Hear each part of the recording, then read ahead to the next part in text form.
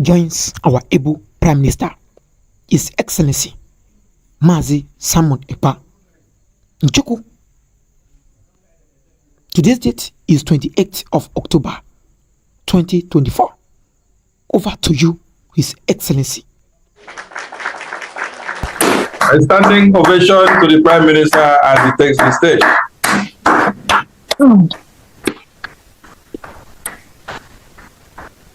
Thank you very much, Honorable Minister Sonny. Thank you very much, everyone. Good evening, members of the Cabinet. Good evening, admins of Biafra, Liazen in different states of the United States. I welcome all of you, the Cabinet members, ministers and head of department of the Biafra Republic Government in Exile and the Biafra de facto government in the homeland. Good evening from here. It's another honor to be with you today in the U.S. Town Hall meeting.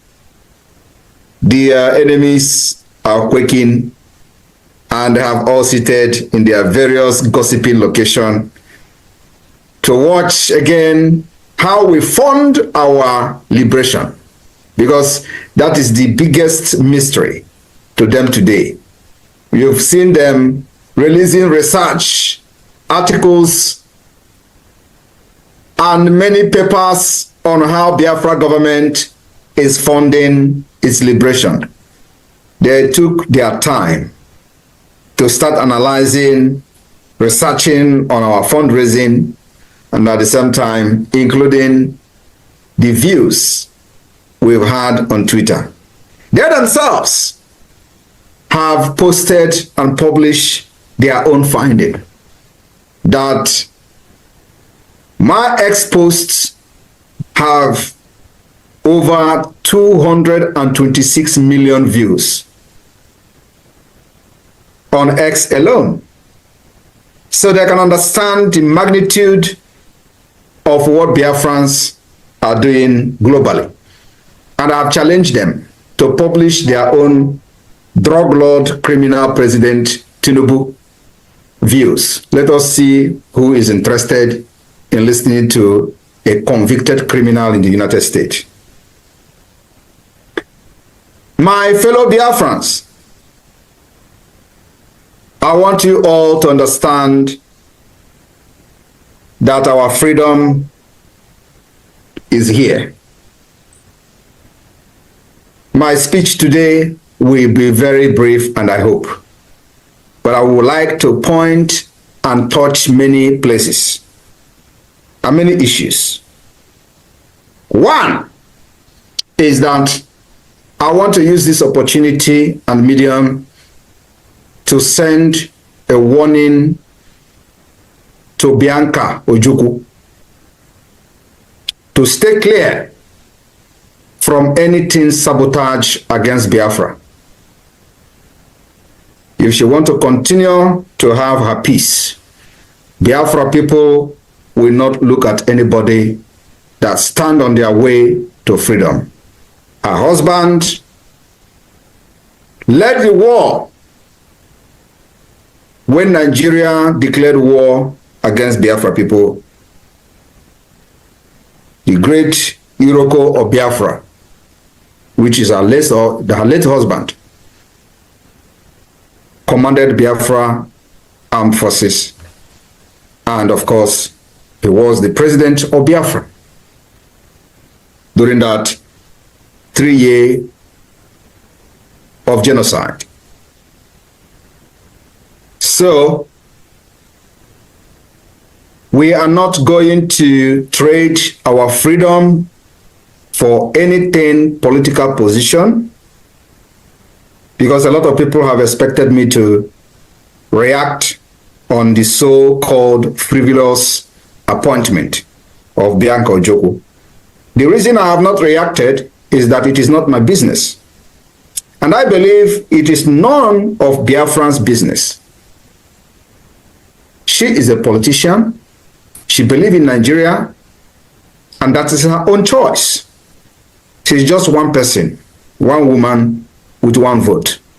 Today, you don't expect me to start reacting when 50 million Biafrans have consented to this Biafra government, giving this Biafra government consent and the authority to fight for their freedom. So who is Bianca Ojukwu?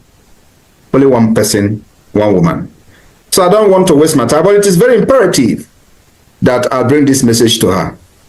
So long as she maintain her lane, mind her business as a politician under Nigeria, we don't have problem with her. But where we are going to have problem with her is when she uses that position to fight against Biafra in any capacity. Then Simon Ekpa will change to whatever that will suit her. And then we will engage her in any way possible. For now, she can enjoy her appointment. I have no business and I have no issue with her appointment under Nigeria. You know, the question they used to ask, when will Biafra come? This question has always been what has been in the mind of the enemy for decades. They come like friends, they laugh, and at the end, the question is actually meant to mock the Biafra agitation in those days. My fellow Biafrans, I would like to, today is Sunday, I would like to read the Bible today. I would like to read from the book of Ecclesiastes 7. The book of Ecclesiastes 7, I'm going to read from chapter 7, and I will read verse 7, and I will read 9. Ecclesiastes chapter 7, verse 7. Surely oppression maketh a wise man mad, and a gift destroyeth the heart. Number 9, be not hasty in thy spirit to be angry, for anger rested in the bosom of fools. When you expect the Biafra government and myself to act on certain issues, we don't delve into things with our anger. We take our time. But when we start, the entire world will know that we have started. They used to ask you, when will this Biafra come? Mazi Nnamdi Kanu mentioned this in one of his broadcasts. Always there, when will this Biafra come? When will this Biafra come? That's a question that many, both the good and the bad, carried in their heart for decades. But that question now has an answer. The question finally has an answer. And the infinite answer will come on December 2nd, 2024. My fellow Biafrans, as we continue to put in place the delegitimization of the Nigeria terrorist state within Biafra land, we are taking it one step at a time. We are not in a hurry. This is a fight that have taken the life of millions, and we've fought this for over 50 years. The Biafra government 72 hours ultimatum to return all the Biafrans that were kidnapped from the old eastern Nigeria and taken to northern Nigeria and other part of Nigeria to detain. Many of them have been detained for many years without trial. That 72 hours ultimatum ends today. And we have seen reactions from different courts. One of them is the Owerri Appeal Court. They have announced temporary shutdown because of security concern. This particular shutdown, it is now very evidently clear that Nigeria have no intention of returning our brothers they kidnapped from eastern Nigeria and taken to different detention facilities in the northern Nigeria, or maybe many of them have been killed. So, knowing what we do not know about the fate of our fellow brothers and sisters, both women and children, that were taken in the name of arrests.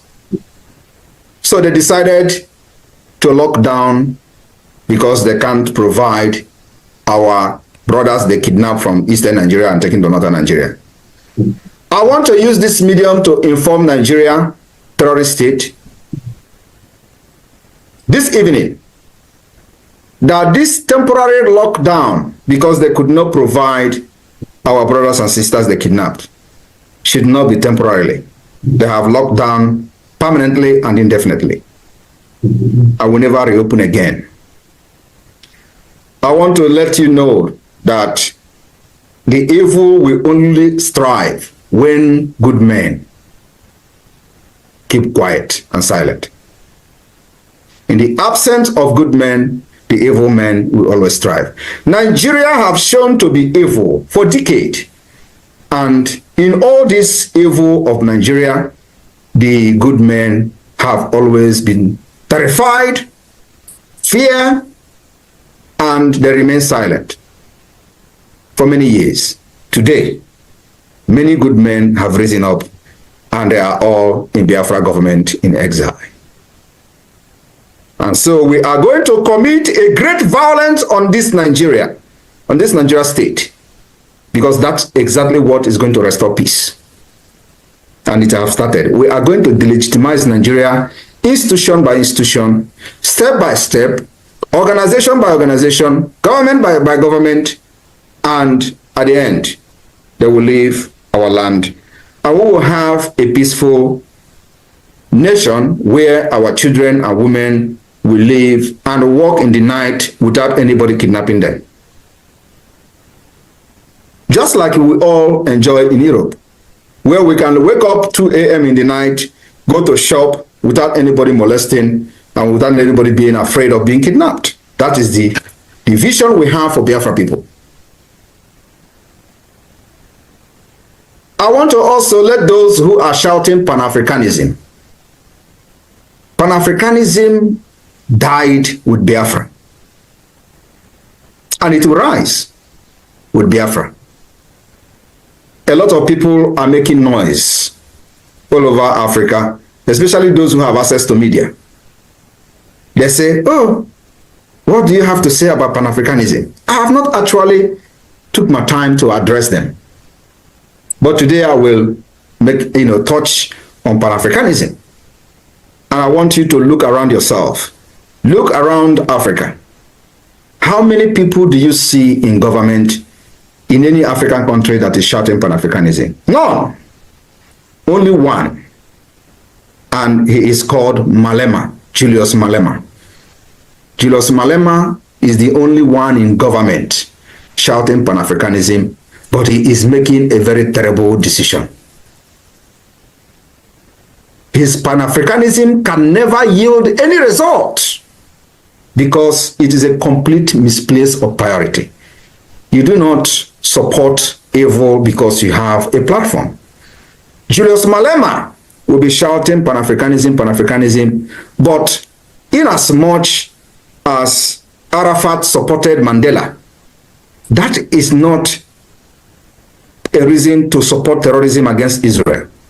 What happened on the 7th of October was a complete terrorist attack and must be differentiated. You must be able to differentiate terrorist attack and struggle for freedom. Malema, with his Pan-Africanism, refused to understand the difference between terrorism and fighting for freedom.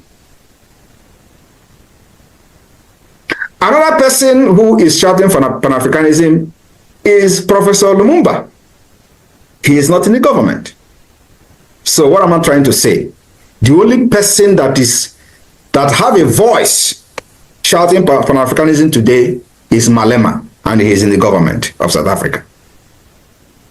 So if you know that you actually love Africa and you really want Pan-Africanism to come to reality, there is a need for you to support Biafra, because that is where the Pan-Africanism will rise. You need people in the government that knows what Africa people need. And Biafra have young, vibrant men and women who will make that Pan-Africanism to become a reality. So if you don't support Biafra, your dream is dead and dead on arrival. My fellow Biafrans, December 2nd, we are going to make history. This December 2nd is sacrosanct in the history of Biafra, as we are going to fulfill our destiny on that very day. The heaven and the earth will stand still to witness the occasion. The sun will bear witness, and the enemies will tremble before us as the world behold the emergence of the United States of Biafra on international stage. For decades, Biafra have stood firm, fearless, resilient, and unwavering against Nigeria, terrorism, and oppressors.